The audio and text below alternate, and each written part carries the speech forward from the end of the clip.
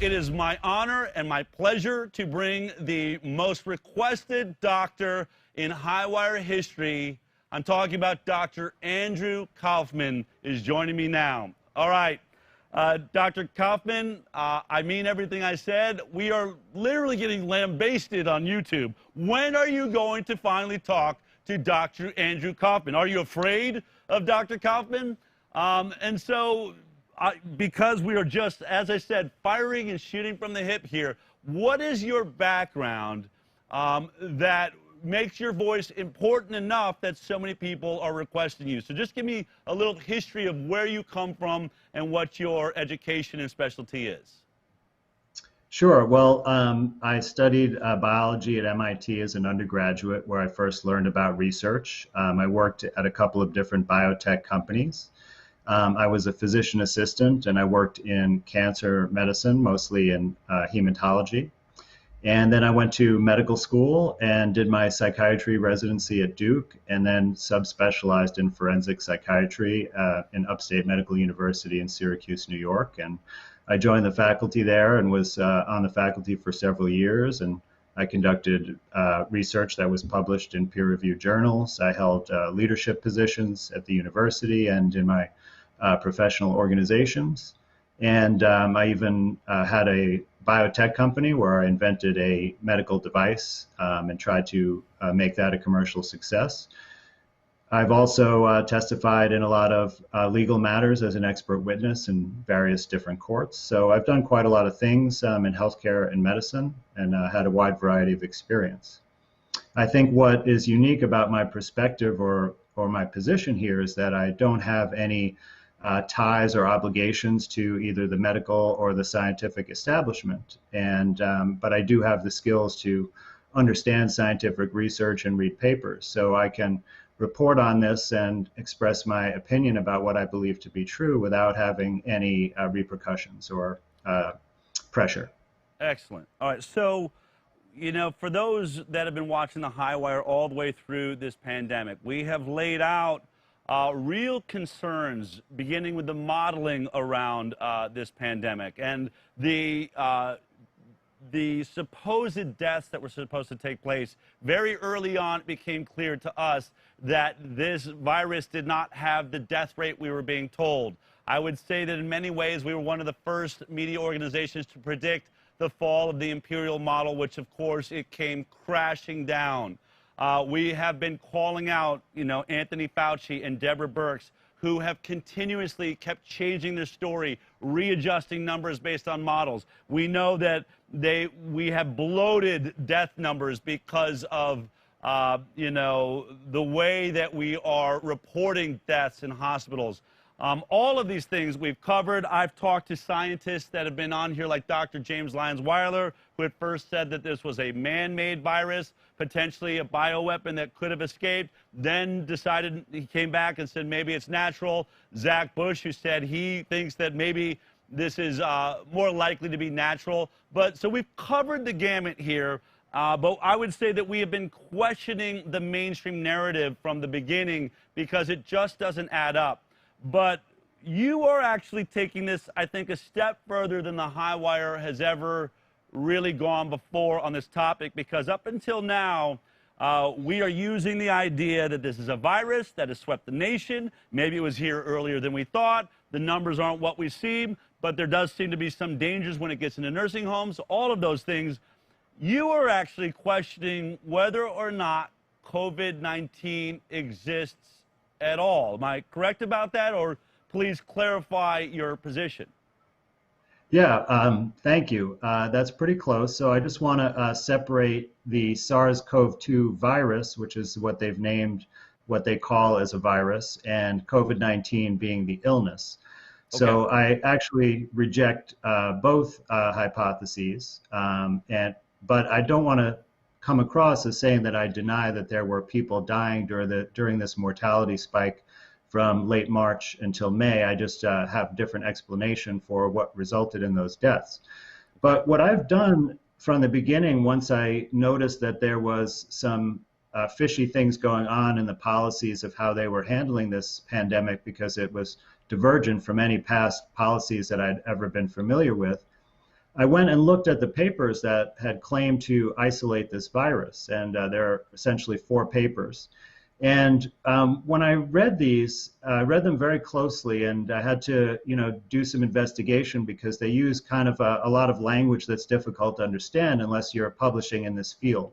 So it took me a bit to parse out exactly what they did, but what I found out is that they never isolated or purified a virus. So what I mean is, in order to identify a virus, it's basically a particle, right, that has a membrane and inside of it some genetic material and a few proteins throughout.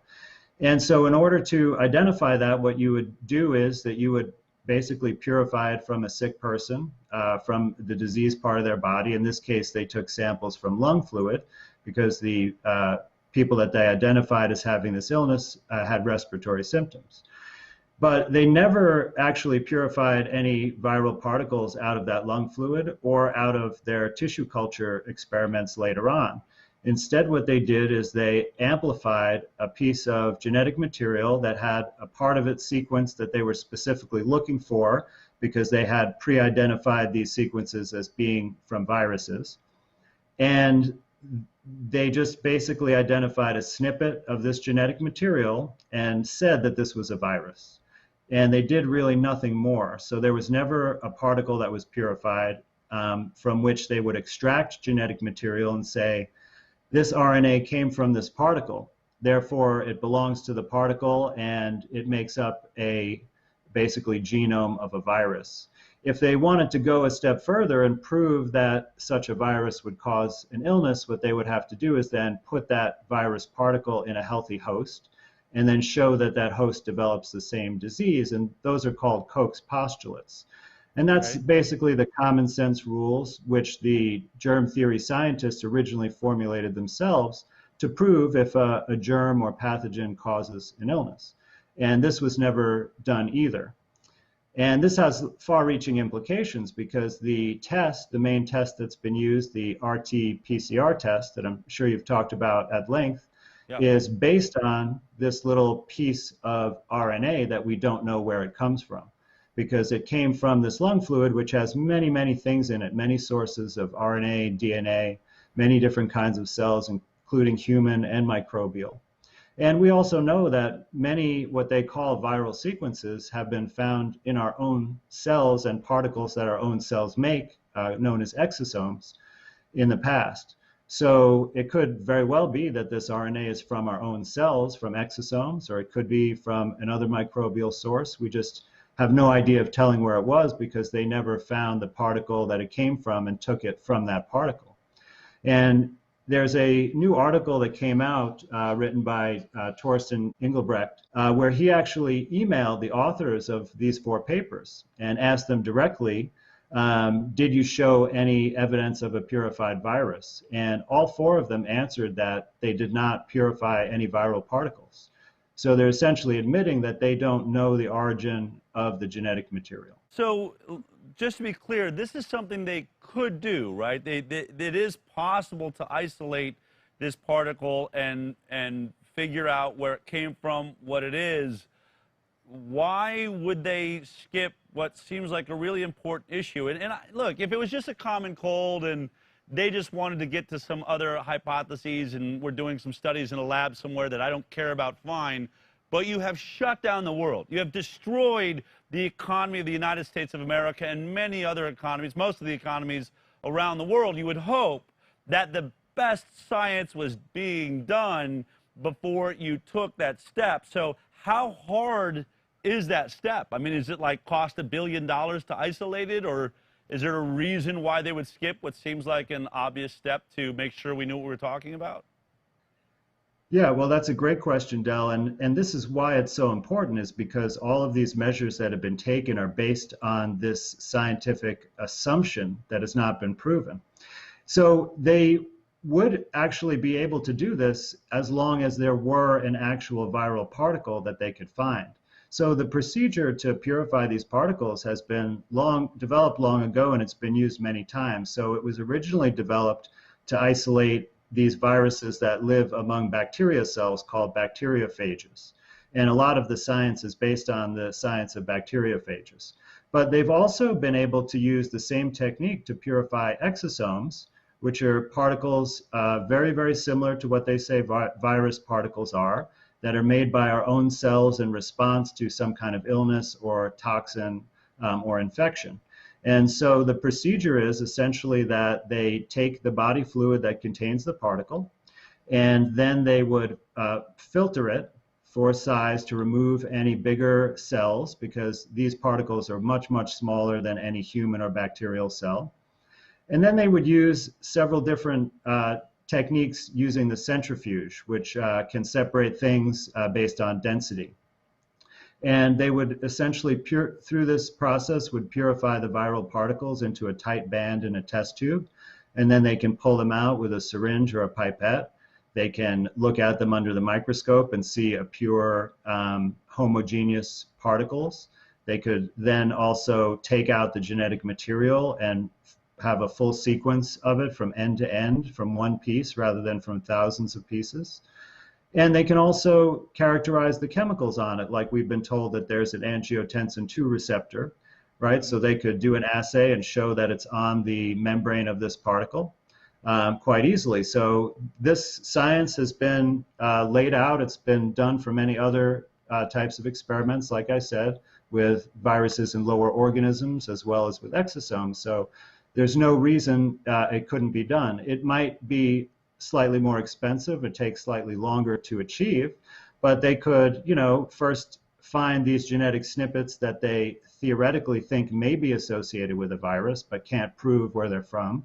And then they could publish that as a preliminary report and then follow up with the actual purification where they can prove, beyond a shadow of a doubt that this is a virus. So and if they did that, to be clear, yeah. Since we've been looking at this since, last December, we've certainly had enough time to have done this science by now, right? We should be able to clarify these things. And I'll be honest, I think people are used to me being somewhat skeptical of medical establishment, especially when I see steps being skipped. It makes me think they probably did it and did not come up with the type of result that they wanted, so they leave that step out. That's just me. I'm not going to put that on you, but let me just then be clear. Are you saying that there is no virus out there that is sweeping the nation right now? Or are you saying that this is simply like every other coronavirus every year, or maybe the identical coronavirus, they're just making something, new about something old? What is your, exact perspective on what is making people sick? Yeah, well, I think that's a question that we need to answer separately, and there may be a different answer depending on the geographic location and exactly what has happened. But what I am saying for sure is that there is not one scientist who has isolated or purified a virus and made a concrete association with a new illness. So there's no science that proves that, or anywhere even close to proving that. So there have been spikes in mortality around the world in different places, but we need to look for other causes or explanations of that, since there's no solid evidence that there's a virus causing any of it. Okay, then let me ask you this question, because just recently reported that in Spain, they're saying they found the SARS-CoV-2, I believe it was, in the sewage from all the way back March 2019. We're seeing, blood tests that are going back in different countries. They're showing maybe it came here before Wuhan. What is it they're testing for and seeing if it's not SARS-CoV-2? What is that then? There's something they're seeing. There's something they're testing for. So can you explain to me what that is? Yeah, sure. What they're testing for is a short snippet of genetic material, of RNA in this case. So it's the same thing that the PCR test is based upon. So just to give you a sort of a picture of the scale of this, they say that the full genome, which they haven't mapped in the way that I described, but they've pieced together using computer modeling, just like Neil Ferguson's computer modeling. But they say that it has, I think, 30 or 40,000 bases long, the whole genome. The little snippets that they're testing for are 200 to 300 bases long. So they're just a fragment of what they say this whole genomic sequence is. But once again, they don't have any proof of the origin of this sequence of RNA. So what they're just showing is this sequence of RNA is present in a variety of samples. And I think the president of Tanzania even tested it on a piece of fruit and showed that it was present. But if you just think about the human samples for a moment, like let's say that it's our own RNA that is expressed under certain environmental circumstances, like perhaps when we're ill or if the humidity is really low or things like that, well, we're basically just showing the presence of our own RNA from those circumstances. So there's no way to correlate it with a virus. All right, so you're going to a place that I mean, this is really interesting, and I want to get back to a question just based on how we're proving the RNA and its relationship to SARS and others. But before we do, I want to go here because I can't get a straight answer on this. It seems like, I mean, as I travel around, I meet lots of very interesting scientists. There seems to be a question about what has long been referred to as germ theory, right? This idea that viruses travel through the air, we get them from the outside, they come in, we get sick. I'm hearing more and more scientists speak to what I believe is being referred to as terrain, a new concept of terrain theory, that your body expresses perhaps the measles from the inside. It's already there. I've heard it described as perhaps it's like a channel that's turned on or something that's turned on. Can you give me, because I still am waiting for an explanation, and I know that exosomes might be a part of this.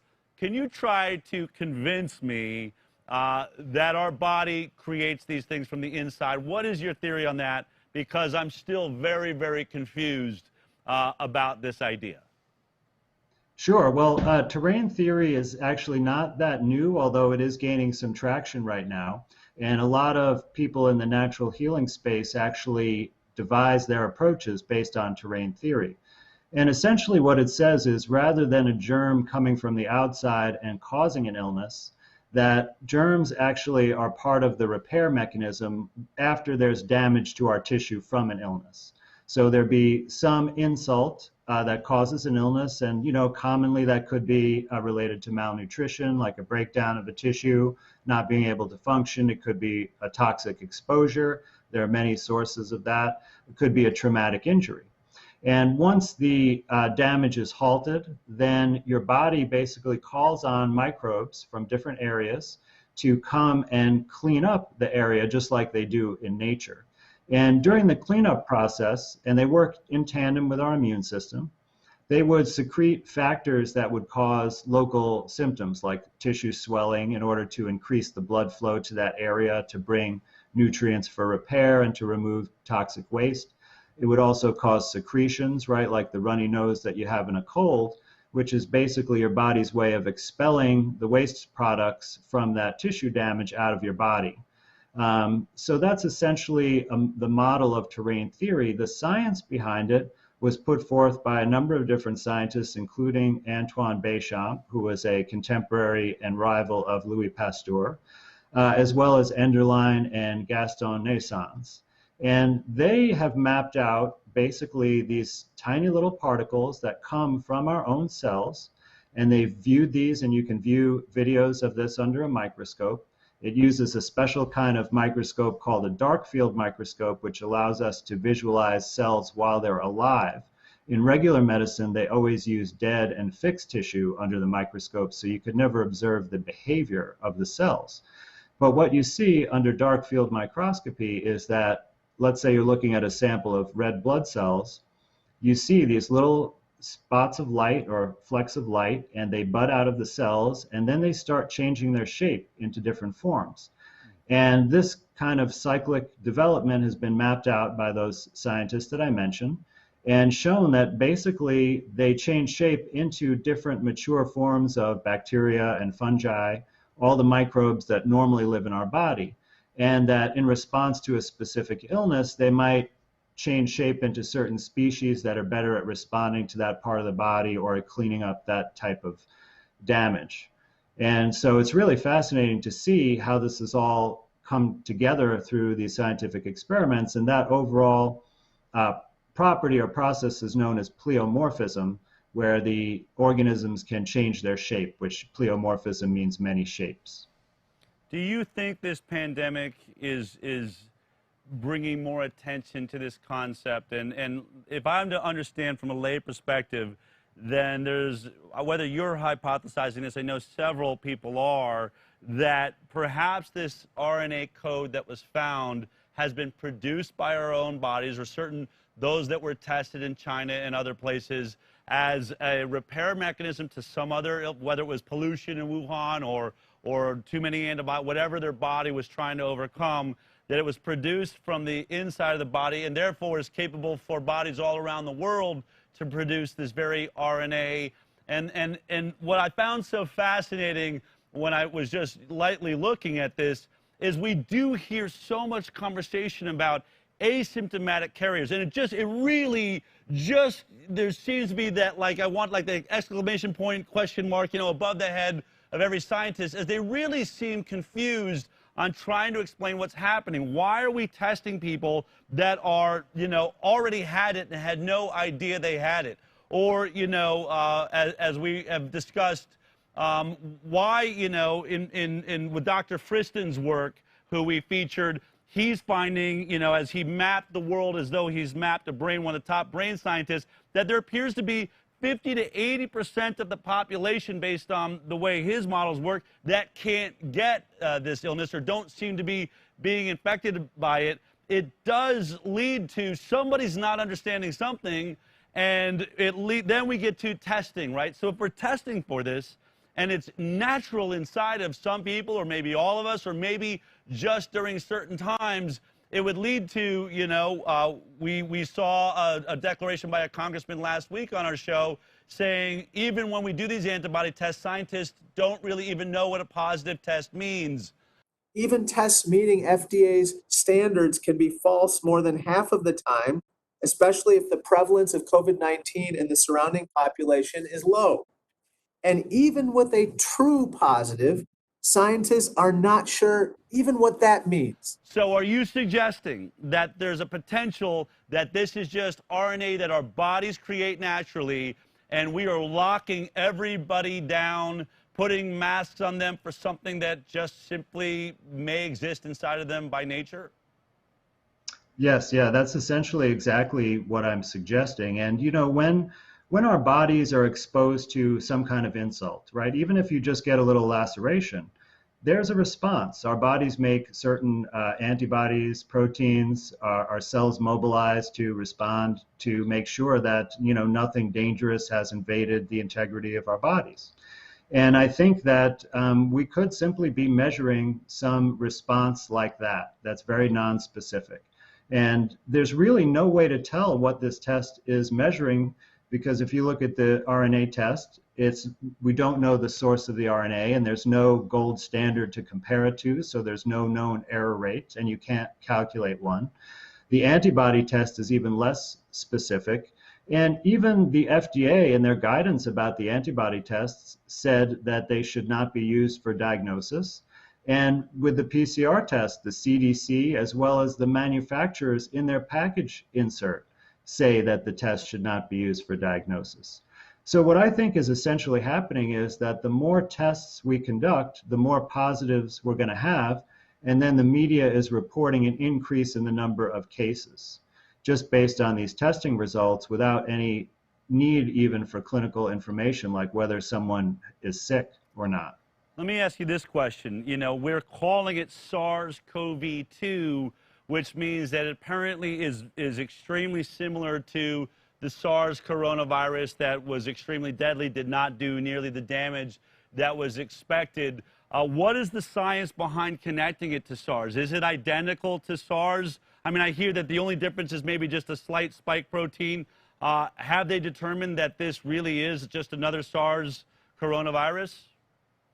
Well, I want to first say that the original SARS virus wasn't isolated either, and they used the same exact procedures in that. So you have to really question the basis of comparison to something that wasn't clearly proven in origin in the first place. Right. But what they say is, based on a fragment, once again, a fragment or a few fragments of RNA, that there was an 84% sequence identity. Therefore, it's the same or a closely related virus.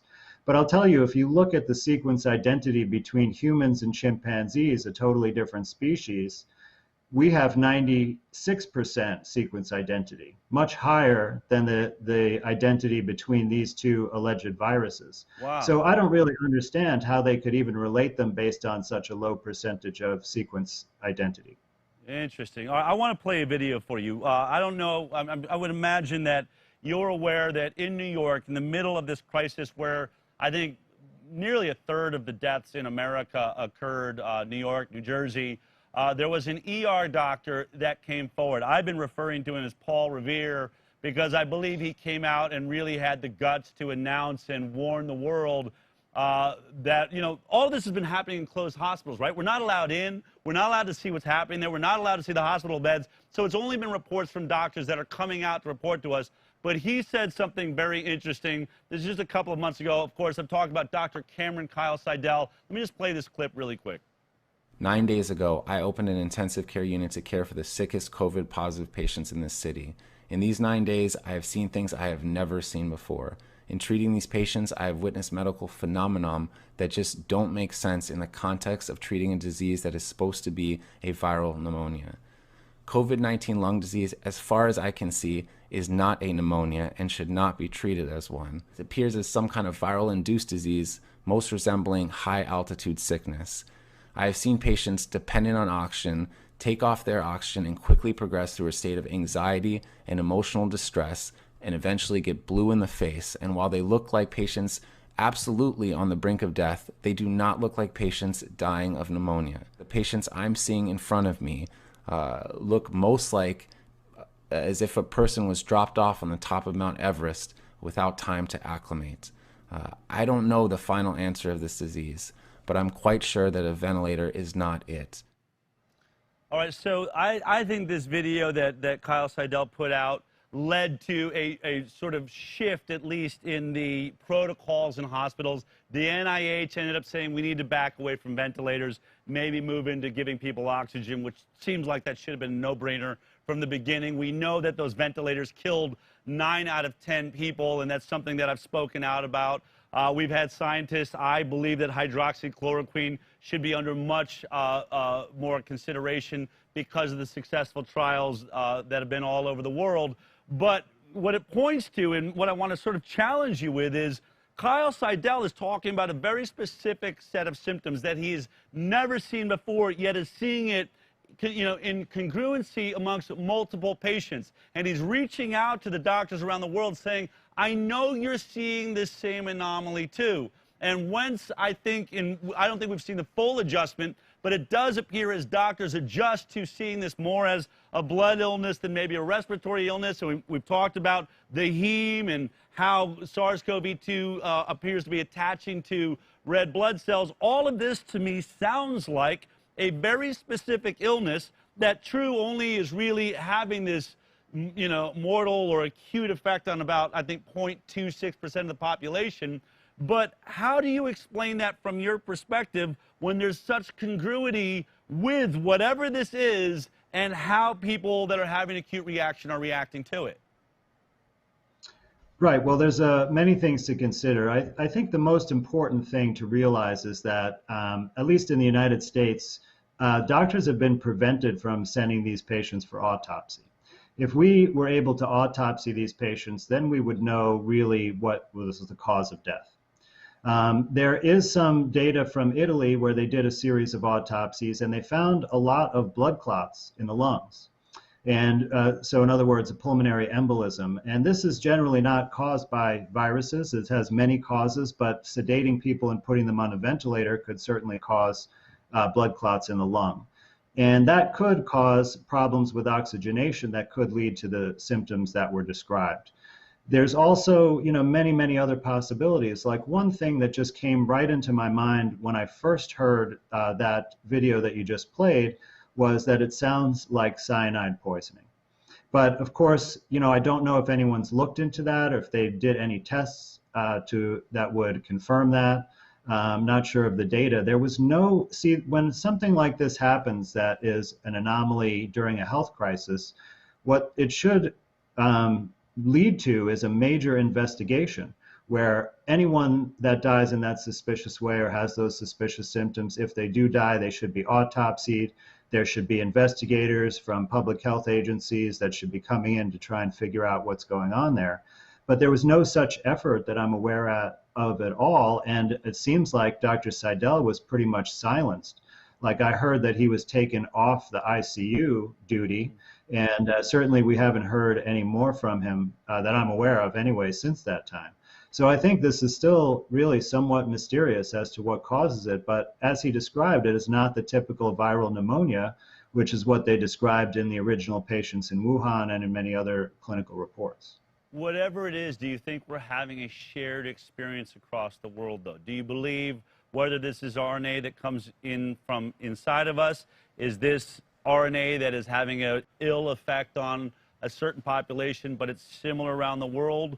Or do you think we are just sort of grabbing different, I mean, we know that there's a lot of comorbidities directly involved, whether it's heart disease, COPD, diabetes. They keep sort of shifting this list, and I think I heard the CDC may have, you know, whatever. It keeps changing. Do you believe that whatever it is, that there's a similarity to it around the world, or do you think we're just sort of lumping in a bunch of different ailments and making it into a disease? Yeah, well, I think that there is some similarity because I think most of the deaths are actually a direct result or an indirect result of these lockdown type of policies that we've seen around the world. Right? Because, you know, this happened, you know, very suddenly in a heartbeat right after the World Health Organization announced the pandemic status. And suddenly you have people, you know, that are out of work, right? They're told to stay home and lock themselves in. They're put in this state of intense fear, which has a lot of deleterious effects on our physical and mental aspects of our life. And then they also are basically prohibited from accessing healthcare. So, like, here's one thing that's really underreported, and there's no certain statistics, but there is one study that looks at this indirectly that shows that between 1% and 2% of all presentations to the emergency department in the United States are due to low blood sugar from diabetes medications. So if you're suddenly put in a fear state, locked in your house, your activities change, and you can't access your doctor, like you're going to have different eating habits, different activities, so your insulin or other requirements for those medications are going to change. And people were afraid to go to the ER in an emergency, even with heart attacks and things like that, because they thought they would get this virus and die. So I think a lot of it is just from not having access to that type of care, and people simply got very sick and died in their homes. We've seen many, many other factors, like we've seen a big increase in suicides because of all of the devastation that people have had in their lives. There's increased addiction because, you know, liquor stores were always maintained as an essential business, and being a psychiatrist, I was curious and found out that actually street drugs were still available and plentiful. So people still had access to this, but a lot of extra time. And then they started getting government checks. So they had sort of free money. Then there was, of course, the mismanagement in the hospitals and the nursing homes. And I don't think we can underestimate this. You know, I have this kind of vision of what went on in the nursing homes, that they sent people who were ill there. They said they were COVID positive. Everyone was totally scared to go near them, so they essentially neglected them. They, you know, had a DNR status on people, even if it was against the family wishes. Resuscitate, right? Yep. Exactly. And I even heard testimony from some nursing care nurses that worked in these facilities that they couldn't even get access to regular pharmaceuticals, that they were just sending things like morphine and hospice end-of-life type drugs. So they didn't even have, you know, the normal aspects to treat these people. So, you know, all of these factors and several more coming together, and then with, you know, variations in different culture and geographic situations. You know, a lot of people have talked about the degree of air pollution in Wuhan and in northern Italy. So those may be factors too, but are those, you know, different year to year, or is it the same? and not something unique to this year.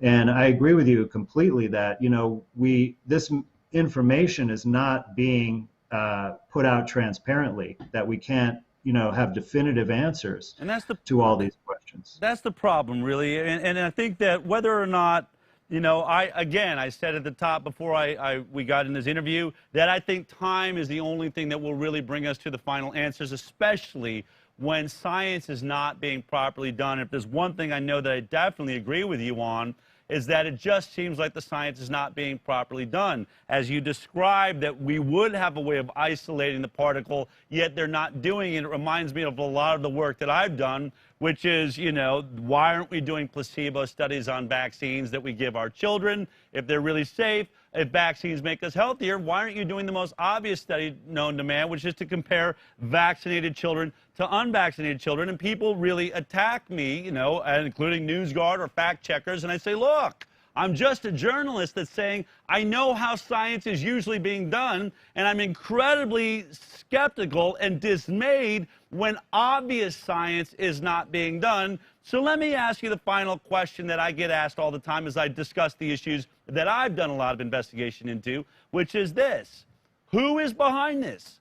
There must be, because it's not just one country, it's not just America. I see the World Health Organization, but why is no one in the world studying this particle? Why is no one really proving whether it's an exosome or a virus that's traveling in the air? Why is no one, and yet we are all using terrible models, continuing to move forward to destroy our economies, wearing more and more masks, it looks like into eternity, taking away more and more of our rights, in your opinion, and I've been talking with my team.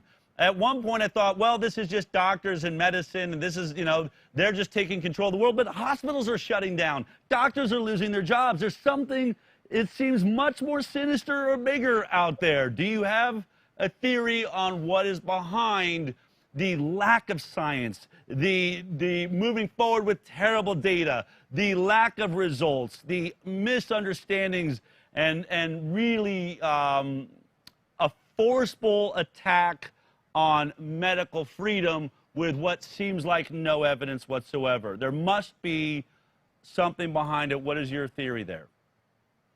Yeah, well, I think, there's a lot of evidence to look at here. And one thing that's really telling is that basically what happened is that we had almost all the nations of the world initiate virtually the same exact identical policies to deal with this situation at the same time. And this is really unprecedented, and it shows that there's not individual national sovereignty, because otherwise there would be a lot more variation in how different nations decided to handle this situation. Now, you can look at many documents in many organizations, like the Rockefeller Foundation, like the World Economic Forum, right? We know, I'm sure you've reported about Event 201. There are many documents and exercises like that all seem to have planning elements related to our current situation. I think the World Economic Forum is the most detailed and impressive. And if you haven't looked at their website, you should definitely look at a couple of things. Look at their plan for the Big Reset, which is clearly been in the making for decades. And then look at their strategic initiative, I believe, the chart that goes 200 layers deep. And you'll see that there's been intense planning to every aspect of how these things fit together. And you're right, even if there was a real virus that really was scary, why would it require shutting down all of the businesses that were shut down? Why would it require shutting down hospitals? Why would it require laying off healthcare workers, the opposite of what you would expect in such a crisis, right? So nothing really adds up here. So there is another motive. And I believe that the motivation is really to rework or re-engineer our society into a global system with extremely limited freedoms. And that's why they've been taking away our freedoms and telling us the only way to restore any freedom is to allow the governments to monitor our every move and every aspect of our health and our body's integrity, and possibly, and even our behavior, where we go, who we congregate with, right? And that's not going to obviously create more freedom. It's going to be a device for more control. And I want to add one really important thought, and I think this speaks to one of your the biggest issue for you, which is that if there is no virus that's been proven, then what is the vaccine going to really be for? That is a question that will probably keep me up tonight. Dr. Andrew Kaufman, I want to thank you for taking the time. I can see why so many people were asking to be on here. And I hope that as this thing moves forward, maybe we can have you back as we will get more details. I believe that the light is shining down. I think more and more scientists, you know, at one point, someone's saying the things that you're saying. I know you're coming into some conflicts, but there are a lot of world-renowned scientists really, I think, starting to ask the right questions. So it seems to me if we all continue to demand that the science be done, we're going to get to some answers. But thank you for taking the time, and thank you for joining us today. I really appreciate it. Yeah, it's been a pleasure, Del. Thank you so much for the opportunity.